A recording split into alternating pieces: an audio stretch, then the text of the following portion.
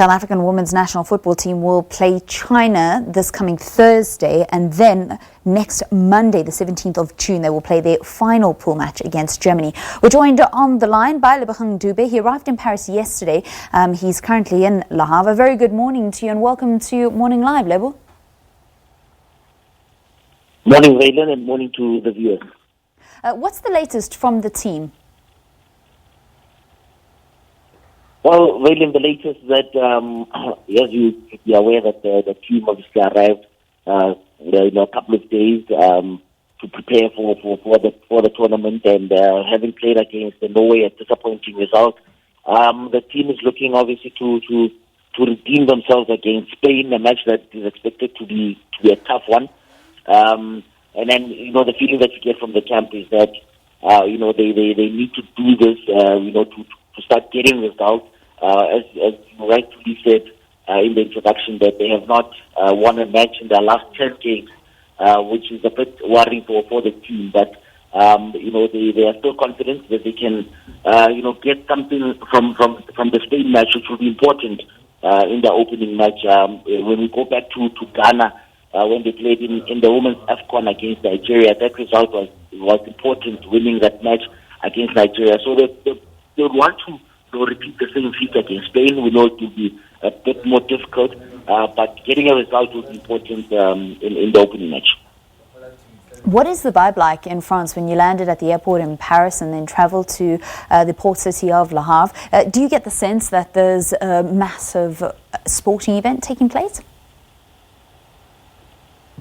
When we arrived at the airport yesterday morning, it was a bit quiet, but there was a lot of branding around the World Cup. You could get a feeling, a sense that the World Cup is happening in France, although it was a bit quiet.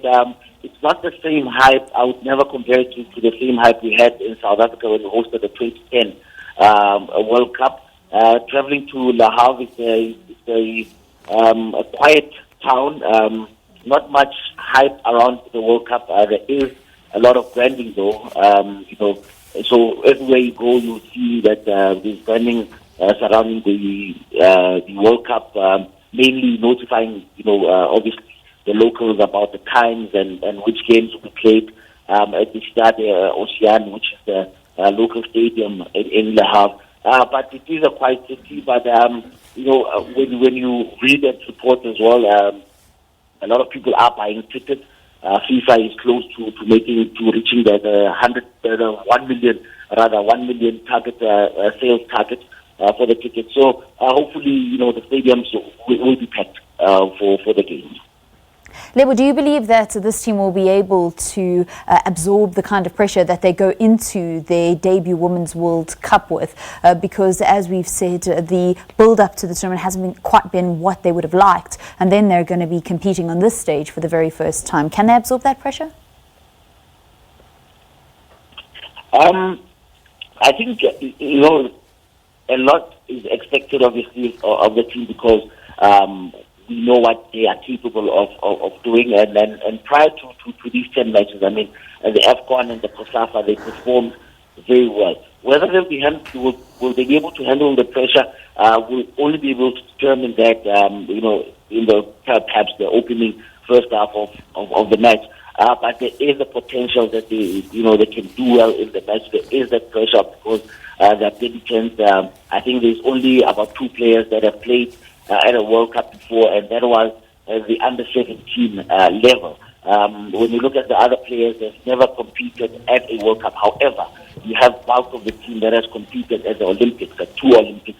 So I think that as well will be an advantage in terms of trying to handle the pressure for the upcoming group matches. Lebo, thank you very much. We look forward to hearing more from you as the tournament gets underway and progresses. That's Lebohang Dube speaking to us from Le Havre in France, which is where South Africa will be taking on Spain in their FIFA Women's World Cup opener tomorrow. Just a reminder of our trivia question.